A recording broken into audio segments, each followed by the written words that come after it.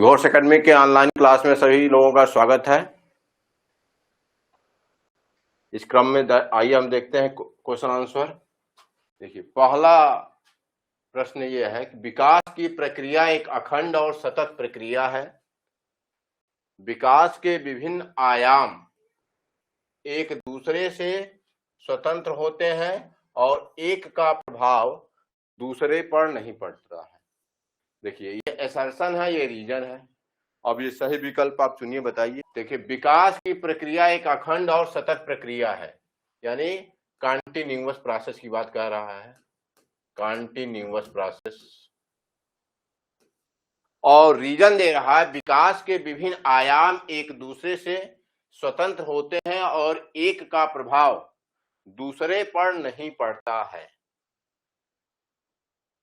चलिए, सब लोग का उत्तर, सभी लोगों का नमस्कार। हाँ, देखिए 1 का सी आप लोग दे रहे हैं। ए सही है, आर गलत है। बिल्कुल सही, यही उत्तर होगा कि ए सही है, आर गलत है, क्योंकि विकास के विभिन्न आयाम एक दूसरे से स्वतंत्र नहीं होते हैं बल्कि डिपेंडेंट होते हैं। तो ये आप लोगों का उत्तर सही है। सभी लोगों का लगभग उत्तर आ रहा है, सी सही है। आइए, पियाजे के संज्ञानात्मक विकास के सिद्धांतों का सही मिलान करें। आप देखिए, इसमें जीववाद, एनिमिज्म, संरक्षण, देखिए ये प्रॉपर्टी विभिन्न स्टेजेस का प्रॉपर्टी दिया हुआ है। कंसंट्रेशन नहीं, सेंट्रेशन, केंद्रीकरण, ठीक, सेंट्रेशन और ईगोसेंट्रिज्म। तो दो तो लिमिटेशन बताया गया है, जीववाद और आत्मकेंद्रिता, और संरक्षण और ये केंद्रीकरण। तो आइए देखिए इसमें। अब इसका उत्तर आप लोग 2 करके लिखिएगा। 2 आगे क्या है ये करके लिखिएगा। तो जीववाद, जीववाद को, निर्जीव चीज को बच्चा जीव समझने लगता है। देखिए 1 का बी, 1 का बी देखिए किसमें किसमें है, सी और डी। तो एक गलत हो गया, बी गलत हो गया। अब आइए 2 का कंजर्वेशन, आयतन और द्रव्यमान की स्थिरता समझना। आसान क्वेश्चन है, ये नहीं दिया है किस स्टेट की विशेषता है। तो आयतन और द्रव्यमान की स्थिरता को समझना। देखिए 2 का सी, तो 1 का बी, 2 का सी, यानी सी ही उत्तर हो जाएगा। और देख लीजिए 3 का केंद्रीकरण, सेंट्रेशन, केवल एक पक्ष पर ध्यान देना। और आत्मकेंद्रिता, प्रतीकात्मक खेल। देखिए इस तरीके से देखिए मिलान हो गया। और 2 का सी, देखिए हाँ, विजय जी का सबका उत्तर देखिए 2 का सी। बहुत बढ़िया, तैयारी आप लोगों की बहुत अच्छी चल रही है।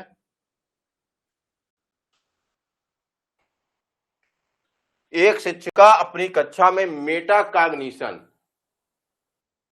या अधिसंज्ञान को बढ़ावा देना चाहती है, उसे निम्नलिखित में से क्या करना चाहिए। तो मेटाकॉग्निशन के लिए एक स्लोगन आता है, thinking about thinking, thinking about thinking, about thinking, सोचने के बारे में सोचना। तो ये मेटाकॉग्निशन, तो ये निश्चित रूप से हायर ऑर्डर थिंकिंग की बात, ये हार्ड चीज की बात की जाती है इसमें। तो देखिए ये छात्रों को तथ्यों को रटने के लिए कहना, बिल्कुल नहीं। देखिए हायर ऑर्डर थिंकिंग की बात है ये। देखिए हाँ, तीसरे का सबका उत्तर, छात्रों को अपनी स्वयं की चिंतन प्रक्रिया पर प्रतिबिंबित करने के लिए प्रोत्साहित करना। बिल्कुल एकदम सही, सबका उत्तर सही आ रहा है। और सब विकल्प पढ़ लीजिए। केवल शिक्षक द्वारा दिए गए उत्तरों को ही सही मानना, गलत। छात्रों को दंड का भय दिखाकर, बिल्कुल निगेटिव बात किया गया है। बहुत बढ़िया। लेव वायगॉत्स्की के अनुसार भाषा संज्ञानात्मक विकास में एक महत्वपूर्ण भूमिका निभाती है। ये बिल्कुल सही है, क्योंकि इसीलिए आपको सेल्फ टॉक,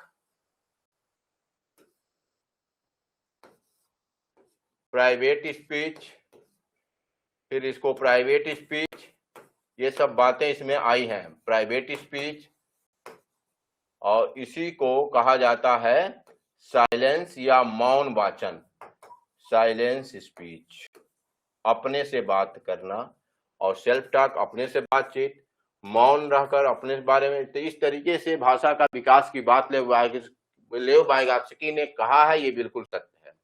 अब निजी संवाद देखिए, प्राइवेट स्पीच बच्चों की अपनी सोच को विनियमित करने में मदद करता है। तो सबका उत्तर आ गया होगा, ए और आर दोनों सही है, आर ए की सही व्याख्या है। देखिए सुभाष जी दिए हैं, विजय जी दिए हैं उत्तर, रागनी मैडम, अच्छा ठीक है बिल्कुल, तो ये डी बिल्कुल सही है, इसमें और सोचना ही नहीं है।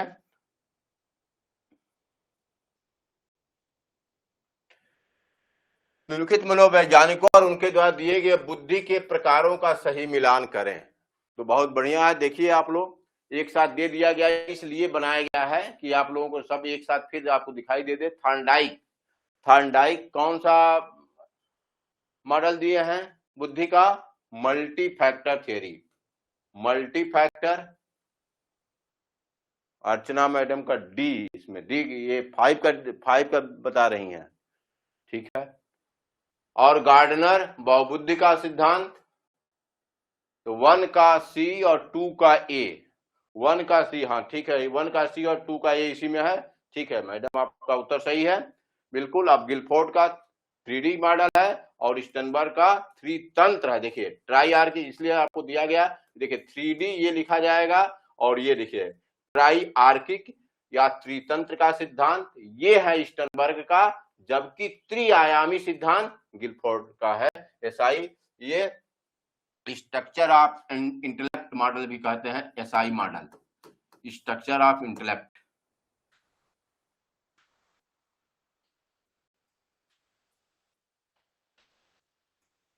अब एक समावेशी कक्षा में विभेदीकृत निर्देश दिया ही जाता है, डिफरेंशिएटेड इंस्ट्रक्शन का क्या अर्थ है?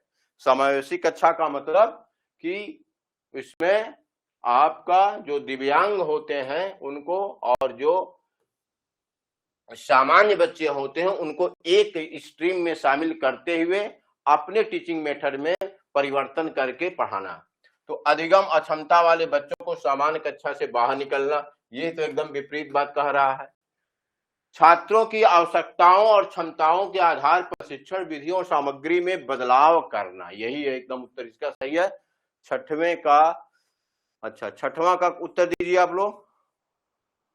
देखिए सभी बच्चों के लिए एक ही समान पाठ्यक्रम और मूल्यांकन अपनाना नहीं, सभी बच्चों के लिए एक ही समान पाठ्यक्रम, ये इंटीग्रेटेड के लिए है। केवल प्रतिभाशाली बच्चों के लिए विशेष कक्षाएं चलाना, सी और डी गलत है, बी आपका बिल्कुल एकदम उत्तर इसका सही होगा। ये समावेशी कक्षा में विभेदीकृत निर्देश इसलिए है कि डिफरेंट टीचिंग मेथड, या इस तरीके से क्योंकि बच्चे जो दिव्यांग होते हैं सामान्य बच्चों के साथ बैठकर ही मेन स्ट्रीम में शामिल करते हुए बच्चों को पढ़ाना पड़ता है। इसलिए अपने स्कूल जो है, जो अपने जो इंफ्रास्ट्रक्चर है या टीचिंग मेथड है या टीएलएम है उसमें परिवर्तन करता है, इसी को कहते हैं विभेदीकृत निर्देश। और इसमें देखिए छात्रों की आवश्यकताओं और क्षमताओं के आधार पर शिक्षण विधियों और सामग्री में बदलाव करना, ये बिल्कुल एकदम याद रखिएगा। इस पर एक क्वेश्चन निश्चित रूप से प्रिंट रहेगा आपके आगामी पेपर में। शिक्षण अधिगम प्रक्रिया में त्रुटियां बहुत महत्वपूर्ण होती हैं, बिल्कुल त्रुटियां महत्वपूर्ण होती हैं, एकदम सही है। त्रुटियां शिक्षक को बच्चों के सोचने के तरीके और उनके संज्ञानात्मक अंतराल को समझने में मदद करती है। तो एकदम बिल्कुल एकदम सही है, ए और आर दोनों सही है, ठीक है। सातवें का उत्तर दीजिए, छठवें का आप लोग सही है, ठीक है बहुत बढ़िया। सातवें का उत्तर दीजिए, 7th का करके लिखिएगा। शिक्षण अधिगम प्रक्रिया में त्रुटियां बहुत महत्वपूर्ण है। त्रुटियां शिक्षक को बच्चों के सोचने के तरीके और उनके संज्ञानात्मक अंतराल को समझने में मदद करती हैं। तो ये एकदम 7 का सी, अच्छा ठीक है बिल्कुल सही। ए और आर दोनों सही है और ए की सही व्याख्या है, बिल्कुल आप सभी लोगों का उत्तर सही आ रहा है। देखिए सबका उत्तर बहुत बढ़िया, ठीक, हाँ विवेक जी का भी उत्तर ठीक है, बहुत बढ़िया।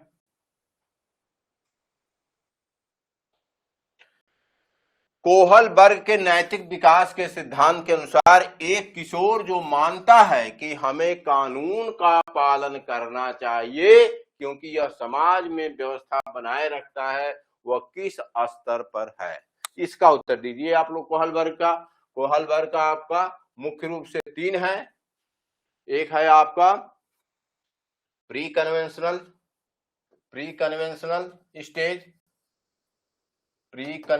स्टेज, और दूसरा है कन्वेंशनल,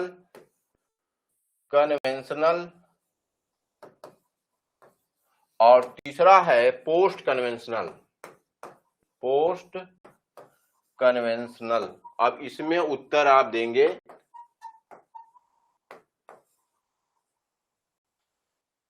तो ये 3 स्टेजेस होते हैं, जिसमें 3 में आपको दो आपका इसमें सब स्टेजेस होते हैं। इस तरीके से इसमें 6 सब स्टेजेस में इसको किया गया है। जैसे दंड और आज्ञाकारिता इस तरीके से इसमें है, गुड बॉय गुड गर्ल इसमें है। फिर इसके बाद इसमें आपका है कि समाज से भी ऊपर, इसमें समाज से गवर्न होता है या कानून जो होता है। तो दूसरा उत्तर इसमें आपका कन्वेंशनल। देखिए, कानून का पालन करना चाहिए क्योंकि यह समाज में, तो आपका उत्तर आ रहा होगा 8वें का उत्तर पारंपरिक स्तर। देखिए, कानून का पालन करना, सामाजिक अनुबंध की बात नहीं कर रहा, कानून के पालन करने की बात कर रहा है। इसलिए यह होगा कानून और व्यवस्था विन्यास, डी। 8वें का डी उत्तर होगा। 8वें का, देखिए अर्चना मैडम ने उत्तर दिया है 8वें का डी।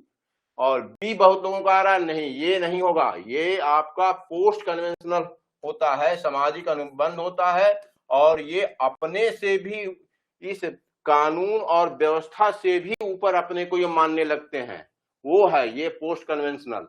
और ये कानून और व्यवस्था के अनुसार चलने के लिए ये पारंपरिक। इसका उत्तर 8वें का डी होगा।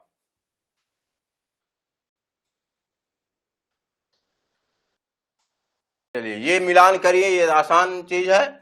शास्त्रीय अनुबंधन, क्रिया प्रसूत अनुबंधन, अच्छा ये शास्त्रीय अनुबंधन, क्रिया प्रसूत अनुबंधन, सामाजिक अधिगम, निर्मितवाद, और इसमें देखिए अन्वेषण अधिगम दिया है, व्यवहार का पुनर्गठन दिया है, टोकन इकोनॉमी दिया है, अच्छा मॉडलिंग दिया है। तो देखिए इसमें अलग अलग शब्द आए हैं और इसको शास्त्रीय अनुबंधन।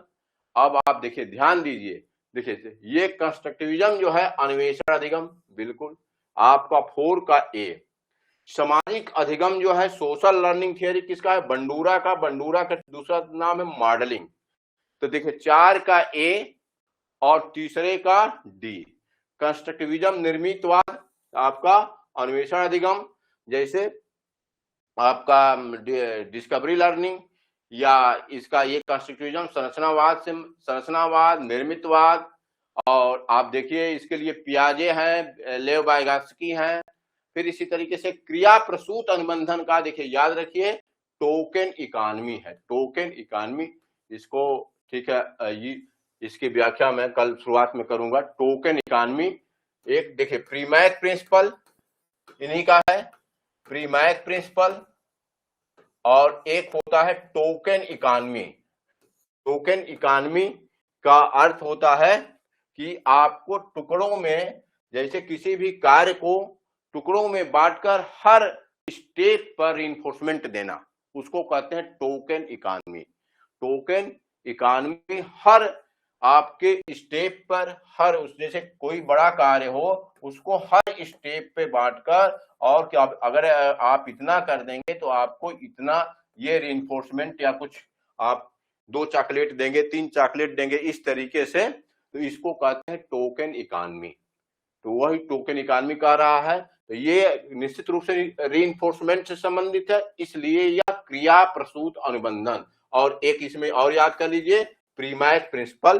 प्रीमैक प्रिंसिपल का मतलब यदि है कि यदि बच्चा मान लीजिए टीवी देखना चाहता है तो उससे ये कहना, होमवर्क नहीं कर रहा है तो कहिए कि तुम अगर 3 घंटा अपने होमवर्क में समय दोगे तो तुमको 30 मिनट हम टीवी देखने देंगे। ये है प्रीमैक प्रिंसिपल। और हर स्टेप पे रीइंफोर्समेंट देना, इसको कहा जाता है टोकन इकॉनमी। इसको कहा जाता है टोकन इकॉनमी।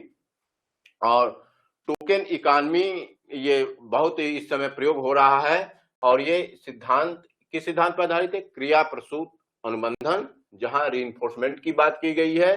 और क्रिया प्रसूत अनुबंधन थॉर्नडाइक के तीसरे नियम यानी लॉ ऑफ इफेक्ट का एक्सटेंडेड फॉर्म है। तो ये ध्यान रखिएगा। इस तरीके से आपको अब आ गया होगा क्लासिकल कंडीशनिंग, व्यवहार का पुनर्गठन आपका हो गया। तो देखिए 1 का अब मिलाइए, 4 का 4 का ए, 4 का ए देखिए, इसमें 4 का ए यही है, और 1 का बी व्यवहार का पुनर्गठन, और 2 का सी क्रिया प्रसूत सी, ये हो गया 3 का डी। तो याद रखिएगा, शास्त्रीय अनुबंधन व्यवहार का पुनर्गठन, आपका क्रिया प्रसूत अनुबंधन टोकन इकॉनमी, सामाजिक अधिगम ये अल्बर्ट बंडूरा का है, social learning theory, social learning theory Albert Bandura का, जिसका दूसरा नाम है मॉडलिंग, और ये निर्मितवाद आपका अन्वेषण अधिगम। ठीक, तो ये याद रखिए, बहुत अच्छा प्रश्न है ये। आप हो सकता है कि इस बार पेपर में इसी तरीके के शब्दों को दिया जाए, क्योंकि नया आयोग है तो कुछ भी कर सकते हैं। तो ये ध्यान रखिएगा, निर्मितवाद, अन्वेषण डिस्कवरी लर्निंग, शास्त्रीय अनुबंधन, आपका व्यवहार का पुनर्गठन, और सामाजिक अधिगम जिसका दूसरा नाम है मॉडलिंग। इसमें मॉडलिंग मॉडल पे आधारित होता है, मॉडलिंग ऑब्जर्वेशनल लर्निंग। देखिए ये दिया है, जो हिंदी में दिया है, अरे इंग्लिश में ये शब्द हमेशा आता है ऑब्जर्वेशनल लर्निंग, ये है अल्बर्ट बंडूरा का। और निर्मितवाद आपका लेव वाइगॉत्स्की और आपका जीन पियाजे। अब बाल्यावस्था में खेल केवल मनोरंजन के लिए होते हैं, इनका संज्ञानात्मक, बाल्यावस्था में खेल केवल मनोरंजन के लिए होते हैं, इनका संज्ञानात्मक विकास से कोई लेना देना नहीं है। अच्छा, इसका उत्तर दीजिए आप लोग, 10 करके लिखिएगा, 10 करके इस तरीके से लिखिएगा कि बाल्यावस्था में खेल केवल मनोरंजन के लिए होते हैं, इनका संज्ञानात्मक विकास से कोई लेना देना नहीं है।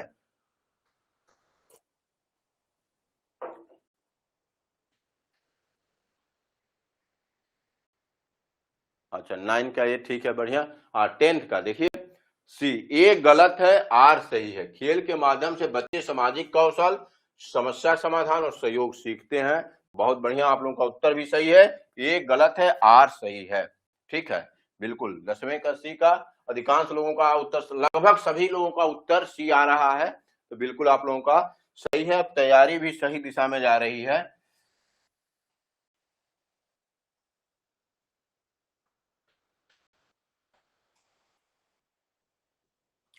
एक शिक्षिका अपनी कक्षा में पीयर ट्यूटरिंग और सहयोगपूर्ण अधिगम का उपयोग करती है, यह किस सिद्धांत के सबसे निकट है? ठीक है, बताइए इसको। ये पीयर ट्यूटरिंग कर रही है, मतलब हमेशा बच्चों के जोड़े में बैठा रही है, और उसके जो पीयर हैं वो मदद कर रहे हैं उसको सीखने में, और सहयोगपूर्ण अधिगम का उपयोग करती है, यानी कहीं ना कहीं ये कोलैबोरेटिंग लर्निंग या कोऑपरेटिव लर्निंग की बात कर रहे हैं। इसमें कर रहे हैं पीयर ट्यूटरिंग की बात और कोऑपरेटिव लर्निंग की बात इसमें किया जा रहा है। कि किस सिद्धांत के सबसे निकट है? बीएफ स्किनर का व्यवहारवाद। 11 का, हाँ, उत्तर आप लोगों का आने लगा। कई लोगों का उत्तर एकदम सही है। देखिए इसमें एकदम सभी लोगों का उत्तर सही है। लेव वाइगॉत्स्की का सामाजिक सांस्कृतिक सिद्धांत। इसमें आपको पीयर ट्यूटरिंग ये है, कोलैबोरेटिंग लर्निंग और इसमें रेसिप्रोकल टीचिंग भी है, रेसिप्रोकल टीचिंग, ये सब शब्द आपका। और स्कैफोल्डिंग, देखिए स्कैफोल्डिंग, और इसमें जेडपीडी का कॉन्सेप्ट। तो ये आप लोगों का सभी लोगों का लगभग सही आया है, बिल्कुल एकदम लेव वाइगॉत्स्की का ही है। और इसमें और सब पर चर्चा करने की आवश्यकता ही नहीं है।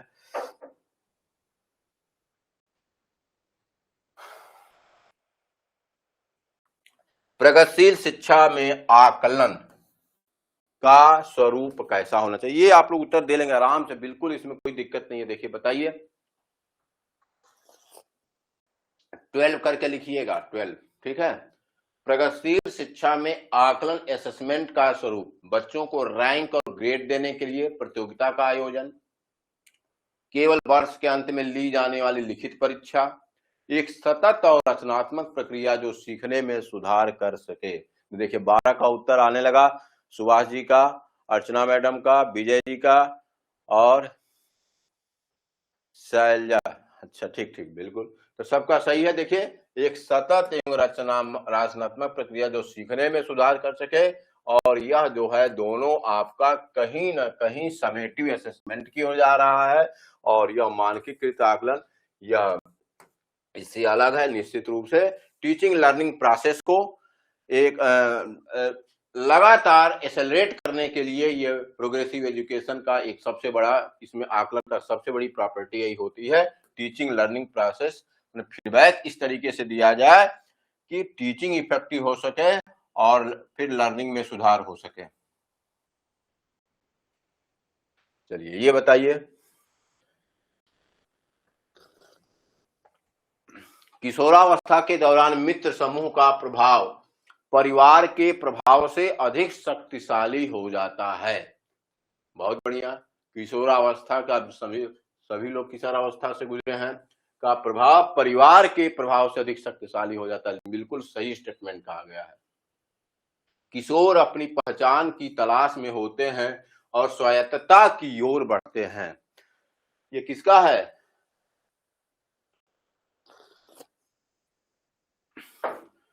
रोल कंफ्यूजन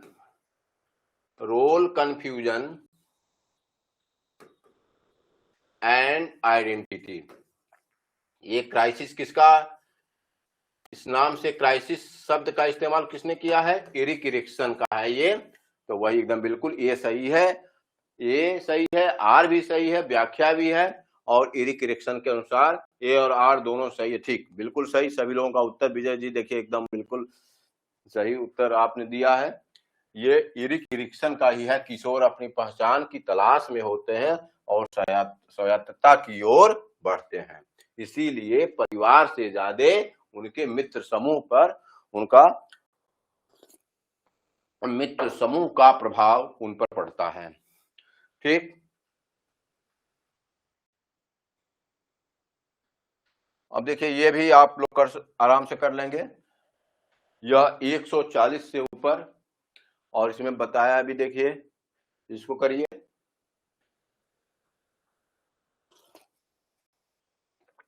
फोर्टीन का उत्तर दीजिए। मिलान करें बुद्धि लब्ध और रेंज बनाम वर्गीकरण में औसत बुद्धि प्रतिभाशाली। तो ये बौद्धिक क्षमता इतना आसान दिया गया है कि 140 से ऊपर तुरंत आपका देखिए प्रतिभाशाली, पहले का सी।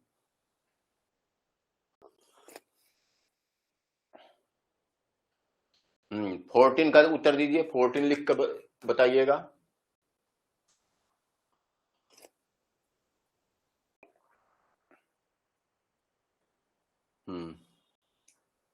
ठीक है, 90 से 109 औसत बुद्धि, दूसरे का ए,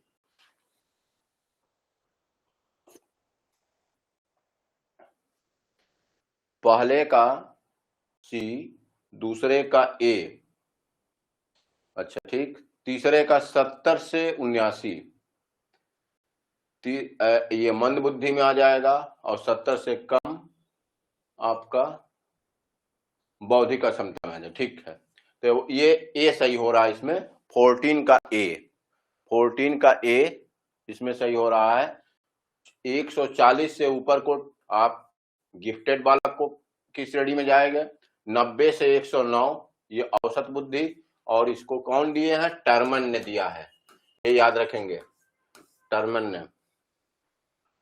और ये 70 से 79 मंद बुद्धि में, बॉर्डर लाइन पे, और 70 से कम जो रहेंगे वो बौद्धिक क्षमता, फीबल माइंडेड, कमजोर बुद्धि के, ये है। तो इस तरीके से इसका उत्तर ए आ रहा है, इसमें 14 का ए। ठीक है, अर्चना मैडम ने उत्तर दिया और ये शैलजा मैडम ने भी उत्तर दिया। ठीक है, बढ़िया।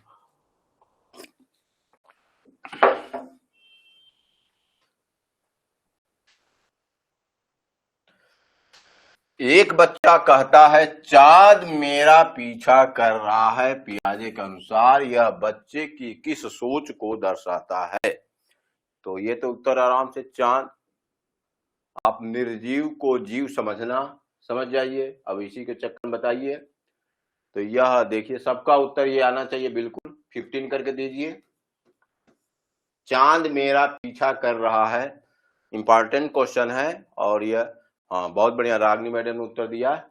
रागनी मैडम ने उत्तर दिया ये जीववाद। ठीक है, एनिमिज्म। 2 प्रकार के दोष बताए गए हैं जीन पियाजे में, एनिमिज्म और तो इस तरीके से आपका इसका उत्तर आपका हो गया एनिमिज्म।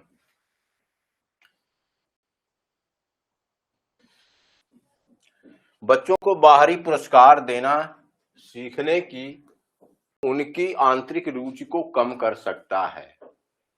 मतलब आंतरिक बात कर रहा है, बाहरी पुरस्कार बच्चों का ध्यान सीखने का आनंद से हटाकर केवल इनाम पाने पर केंद्रित कर देता है। तो कभी कभी ये दोनों बातें सही होती हैं। बच्चों का बाहरी पुरस्कार देना सीखने की उनकी आंतरिक रुचि को कम कर सकता है।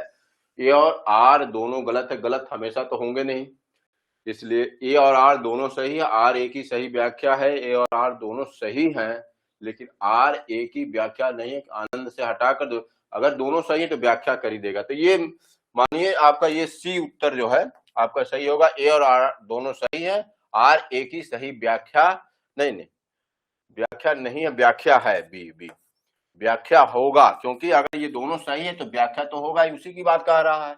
बच्चों को बाहरी पुरस्कार देना सीखने की उनकी आंतरिक रुचि को कम कर सकता है। तो ये कभी कभी ऐसा होता है, बाहरी पुरस्कार बच्चों का ध्यान सीखने के आनंद से हटाकर, देखिए सीखने के आनंद की बात कह रहा है, आनंद से हटाकर केवल इनाम ये होता भी है, इनाम पाने पर केंद्रित कर देता है। इसलिए इसका उत्तर बी होगा। इसका उत्तर बी होगा। ए और आर दोनों सही है, आर ए की सही व्याख्या है।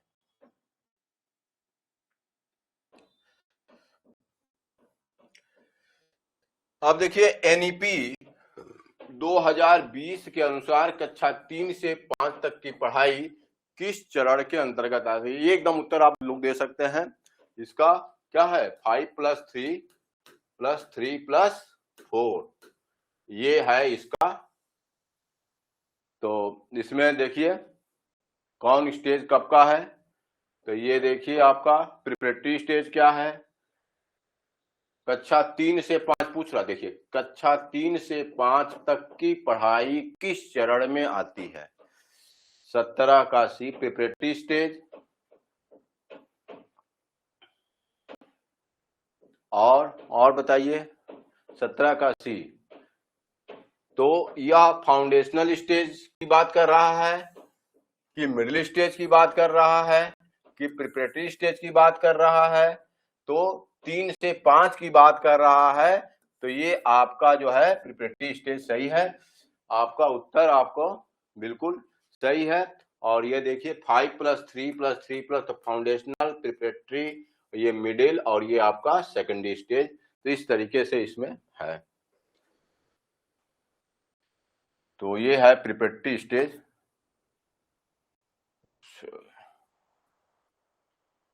प्रिपरेटरी स्टेज इसका।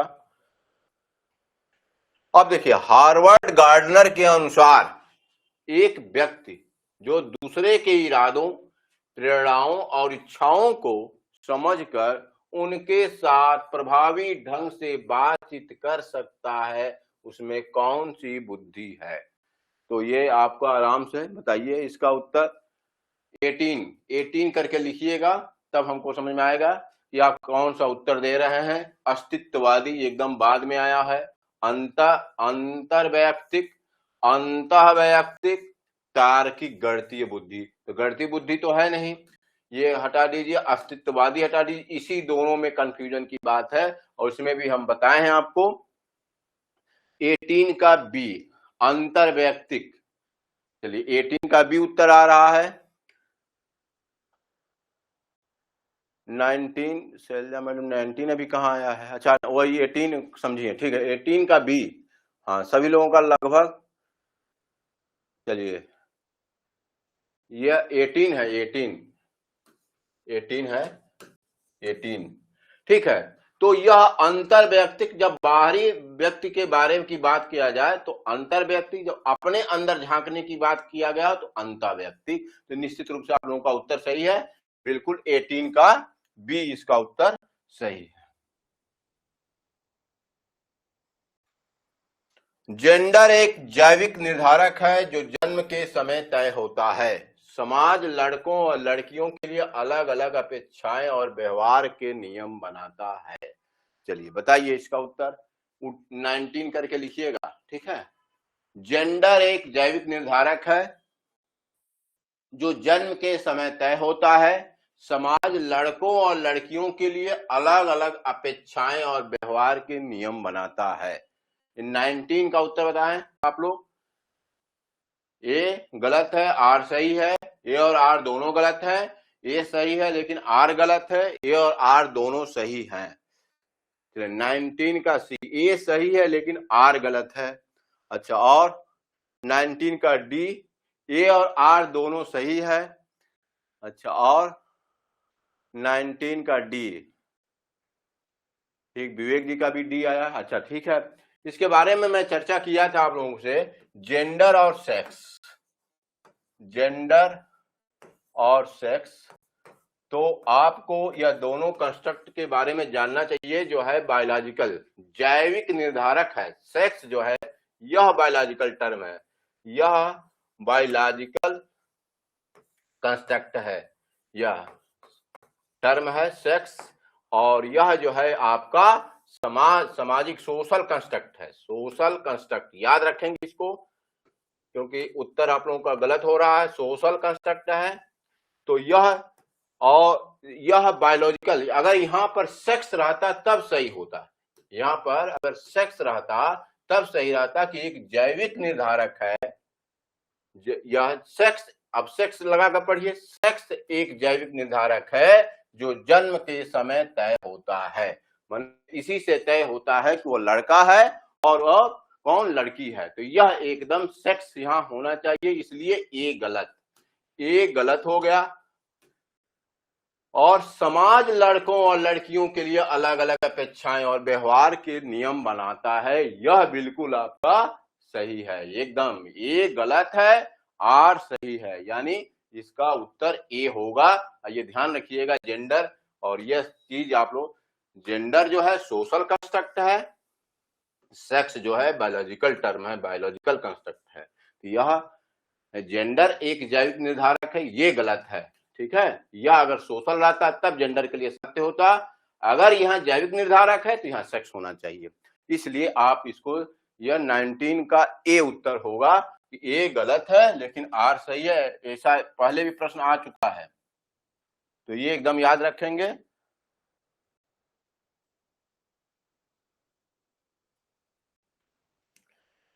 अब देखिए मिलान करें, ये बिल्कुल आप निश्चित रूप से मिला लेंगे। मिलान करें व्यक्तित्व मापन की विधियां बनाम उदाहरण। प्रक्षेपी विधि, तो प्रक्षेपी विधि का आप लोग देख लीजिए, रोरसा इंक ब्लड टेस्ट, और क्या क्या होता है, टीएटी, सीएटी,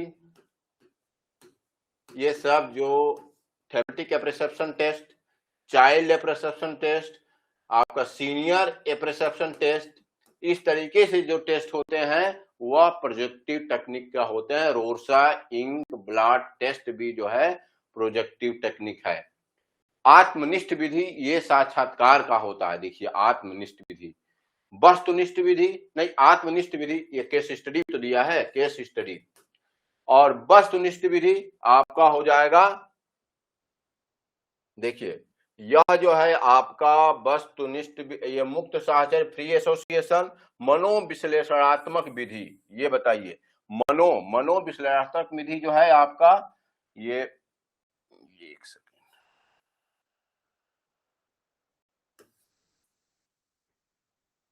ये प्रोजेक्टिव टेक्निक, हाँ अब देखिए ये प्रोजेक्टिव टेक्निक आपका हो गया 1 का बी, रोरसा इंक ब्लास्ट टेस्ट। 1 का बी देखिए किसमें किसमें दिया है, 1 का बी इसमें दिया है, तो ऐसे आपका बी गलत हो गया। अब 1 का बी और दूसरे का इसमें देखिए, दूसरे का ए। आप यहाँ देखिए वस्तुनिष्ठ विधि किसमें है, ऑब्जेक्टिव।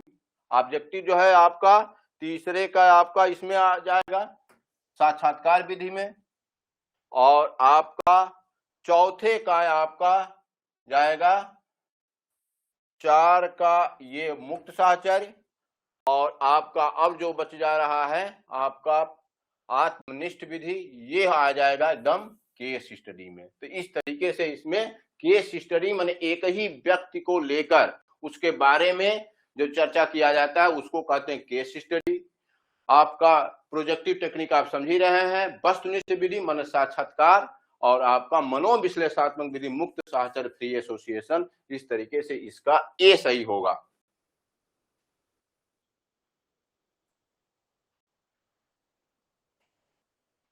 अब देखिए एक बच्चा जो ध्यान अभाव सक्रियता विकार एडीएचडी, एडीएचडी, एडीएचडी, एडीएचडी मतलब ए से अटेंशन, ए से अटेंशन होता है, अटेंशन, डी से डिफिसिट, डी से डिफिसिट, और एच से हाइपर एक्टिव, हाइपर एक्टिव, और यह जो है विकार मतलब डिफेक्ट, डिफेक्ट।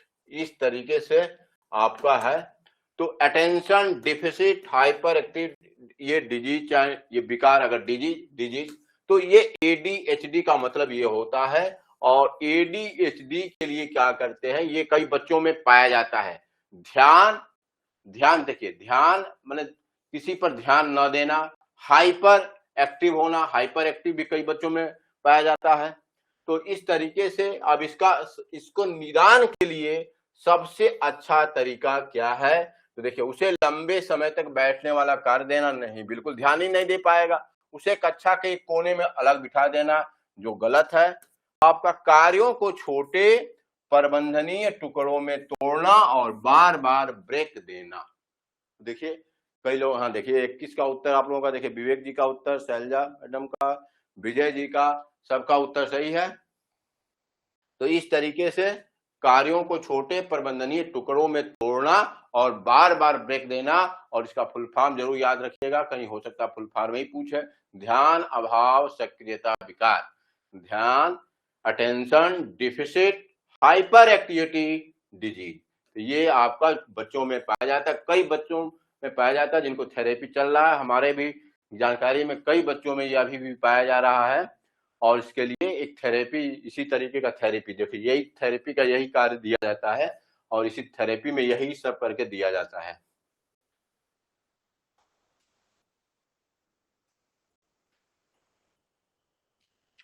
ब्रूनर के अधिगम के चरणों का सही क्रम क्या है, तो देखिए ब्रूनर का अगर आप देखेंगे तो इनएक्टिव, आइकॉनिक, आइकॉनिक और सिंबॉलिक, ये ब्रूनर का, ये याद रखेंगे, इनएक्टिव आइकॉनिक सिंबॉलिक। अब देख लीजिए इसमें कहां कहां सही है। देखिए आइकॉनिक, ये आइकॉन दृश्यात्मक हो सकता है, अब यह थोड़ा सा ये गलत छपा है। आइकॉनिक याद रखेंगे, संक्रियात्मक तो सही है, अब दृश्यात्मक या आइकॉनिक कुछ इस तरीके से इसमें होगा, तो वह ये। और अब देख लीजिए इसका सही क्रम क्या है, ये क्रम सही है। इनएक्टिव, इनएक्टिव, अच्छा ये सब जगह वही छपा, आइकॉनिक सिंबॉलिक। ये डी 22 का, देखिए हाँ डी आप लोगों का उत्तर सही आया है एकदम। इनएक्टिव, आइकॉनिक और सिंबॉलिक, ये ब्रूनर का स्टेज है। तो स्टेज एकदम बिल्कुल तैयार करके जाइएगा, जीन पियाजे का हो, ब्रूनर का हो, चाहे आपका इनका जो फ्रायड का हो या एरिक एरिक्सन का हो, ये सब स्टेजेस को तैयार करके आप जाएंगे।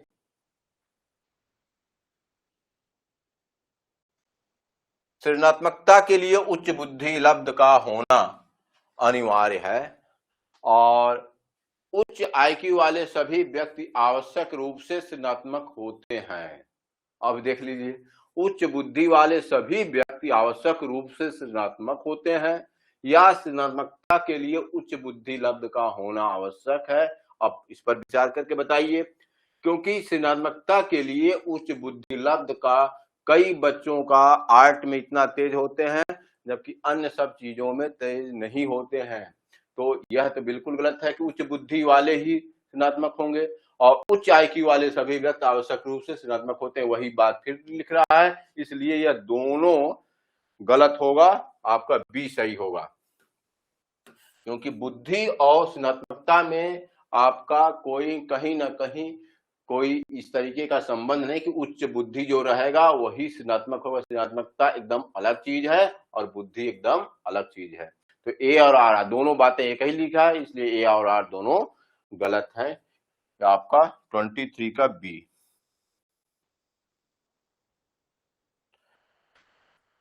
थॉर्नडाइक के सीखने के किस नियम को संतुष्टि का नियम कहते हैं, कहा जाता है? चलिए इसको आप एकदम बिल्कुल सही उत्तर देंगे। आप देखिए ये 24 करके लिखिएगा। Law of exercise, law of readiness, बहुन क्रिया, तो ये बहुन क्रिया सेकेंडरी लॉ है,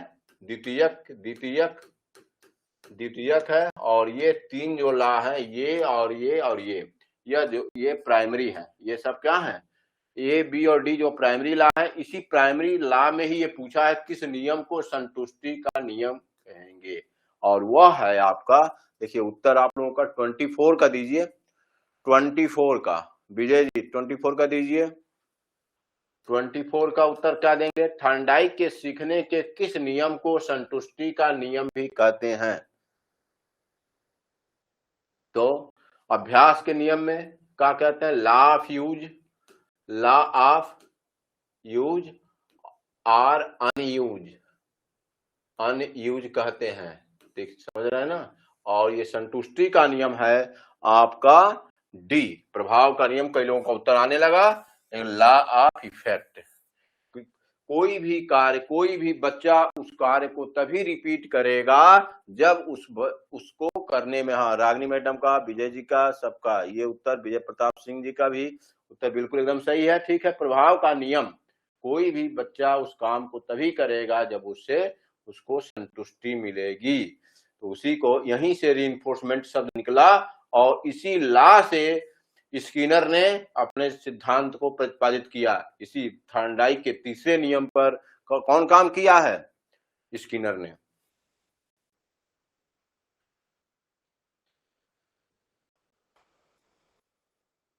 एक शिक्षक अपनी कक्षा में मस्तिष्क उद्वेलन, देखिए ब्रेन स्टार्मिंग, और ब्रेन स्टार्मिंग एक जो है, एक बार क्वेश्चन आया था कि ये सृजनात्मकता को बढ़ाने के लिए कौन सा युक्ति स्ट्रेटजी सही है, तो उसके लिए भी ब्रेन स्टार्मिंग, क्योंकि सृजनात्मकता के लिए आपको डाइवर्जेंट थिंकिंग की आवश्यकता होती है। डाइवर्जेंट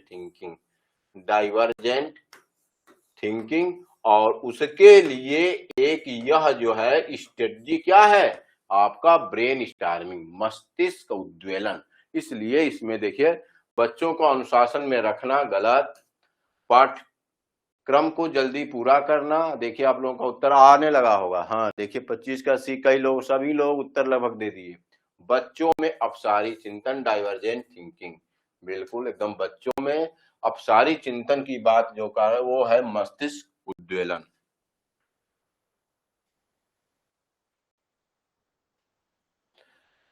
समावेशी शिक्षा में केवल पाठ्यक्रम में लचीलापन होना चाहिए। केवल शब्द लगा दिया ना, देखिए ये शब्द पकड़िए, केवल नहीं होना चाहिए, सब चीज में लचीलापन होना चाहिए। आपके टीचिंग मेथड में होना चाहिए, आपके टीएलएम में होना चाहिए। तो ये केवल पाठ्यक्रम की बात किया है। समावेशी शिक्षा का लक्ष्य सभी बच्चों को एक ही तरह के सांचे में ढालना है। एक ही तरह के सांचे में ढालना है ये आपका। तो ए गलत, और एक ही तरह के ये कर दिया ना, एकदम आपका संकुचित कर दिया, आपका दोनों गलत है ये। यह दोनों गलत है। समष्टि शिक्षा में यहाँ केवल शब्द लगा दिया, और यहाँ एक ही तरह के सांचे में ढालना, ये नहीं, एक ही तरह के नहीं। और भी आप देखे हैं डिफरेंशिएटेड इंस्ट्रक्शन की बात इसमें की जाती है, डिफरेंशिएटेड विभेदीकृत आपका निर्देशन। एक ही सांचा नहीं होगा इसमें, आपका ये हर चीज में संशोधन होगा, तो इसलिए ए और आर दोनों गलत है। चलिए, मिलान करें मनोवैज्ञानिक अवस्थाएं बनाम उनकी मुख्य विशेषता। अच्छा, ये आ गया, देखिए अभी ये जीन पियाजे पर दूसरा प्रश्न आ गया, तो इसको बहुत आराम से आप सेंसरी मोटर स्टेज में आपका देखिए, अब 27 का दीजिए, 27 का उत्तर दीजिए आप लोग। सेंसरी मोटर स्टेज में कौन सी विशेषता होती है? प्री ऑपरेशनल स्टेज की कौन सी विशेषता है? कंक्रीट ऑपरेशनल स्टेज की कौन सी विशेषता है? और फॉर्मल ऑपरेशनल स्टेज की कौन सी विशेषता है? इसको आपको बताना है 27 का। तो सेंसरी मोटर स्टेज का देखिए, पहले का बी आपका वस्तु स्थायित्व, ऑब्जेक्ट परमानेंस। अच्छा, डी 1 का बी, ठीक है। दूसरे का ए प्री ऑपरेशनल स्टेज, और कंक्रीट ऑपरेशनल स्टेज मूर्त वस्तुओं पर, आपका मूर्त वस्तुओं, तो मूर्त वस्तुओं देखिए। तीसरे का डी, 1 का बी, दूसरे का तो आप मान लीजिए ए है ही है, और आपका औपचारिक, ठीक है। तो किसी का उत्तर इसमें डी आया है, हाँ डी 27 का। ए भी आ रहा है, अच्छा। और दूसरे का नहीं, दूसरे का सी नहीं होगा विजय जी, ये फॉर्मल ऑपरेशनल स्टेज का है, हाइपोथेटिकल रीजनिंग, ये फॉर्मल ऑपरेशन का होता है, इसलिए इसका उत्तर डी होगा, डी, ठीक है, डी, इसका उत्तर डी होगा। अधिकांश लोगों का उत्तर भी आ रहा है, तो निश्चित रूप से आप लोगों का जीन पियाजे तैयार हैं, बिल्कुल।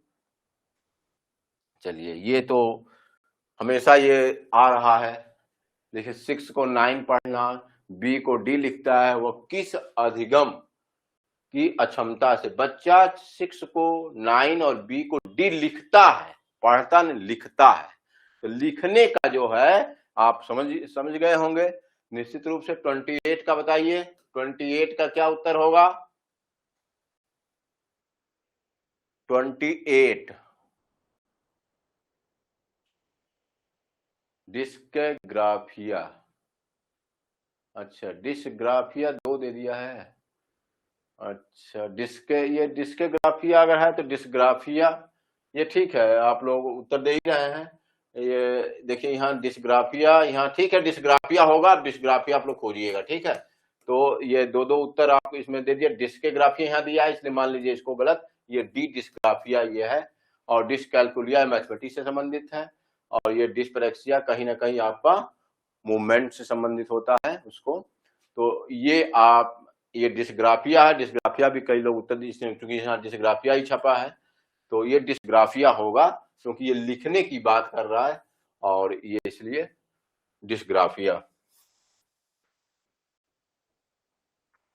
चलिए, इसको ये तो इसके कभी सॉल्व करा रहा था, तो पहले भी आ चुका है। 29 मैस्लो की आवश्यकता अनुसार पदानुक्रम के अनुसार, देखिए इस तरीके से मैस्लो का जो पिरामिड बनता है, 1 2 3 4 5, और संतुष्टि का स्तर भी इसी तरीके से होता है। हाँ, सेल्फ एक्चुअलाइजेशन सबका एकदम बिल्कुल, बहुत बढ़िया, सबका उत्तर देखिए सेल्फ एक्चुअलाइजेशन। जल्दी में आत्मसम्मान की आवश्यकता मत मानिएगा, कि आपका ये चौथा है, ये सबसे लास्ट है, ये आपका दूसरा है, और प्रेम और अपनत्व तीसरा है। तो सबसे नीचे जो है आपका शारीरिक आवश्यकता ये है, ठीक है। तो ये आपका आत्मसिद्धि, इसका सेल्फ एक्चुअलाइजेशन। और आज का ये लास्ट प्रश्न है, सतत और व्यापक मूल्यांकन बच्चों को केवल शैक्षिक पक्ष को मापता है। केवल शैक्षिक पक्ष को मापता है। तो देखिए केवल शब्द जो है ये नैरो में दिया है, देखिए केवल शैक्षिक एकदम बिल्कुल नहीं, ये व्यापक नाम ही इसका व्यापक मूल्यांकन है, यहीं से पकड़िए, गलत हो गया। सीसीई का उद्देश्य शिक्षण अधिगम प्रक्रिया के दौरान बच्चों की कमियों को दूर करना है। सीसीई का उद्देश्य शिक्षण और अधिगम प्रक्रिया के दौरान बच्चों की कमियों को दूर करना है। ये देखिए बच्चों की केवल कमियों की दूर करना, सर्वांगीण विकास करना है, ये इवैल्यूएशन बच्चों की कमियों को दूर करना है। ये सही है, ये गलत है, ये गलत है, आर सही है, ये गलत है, आर सही है, ये आपका होगा, ये गलत है, आर सही है, इस तरीके से। तो ये आपका हो गया, तैयारी करते रहिए, ठीक है। Thank you very much.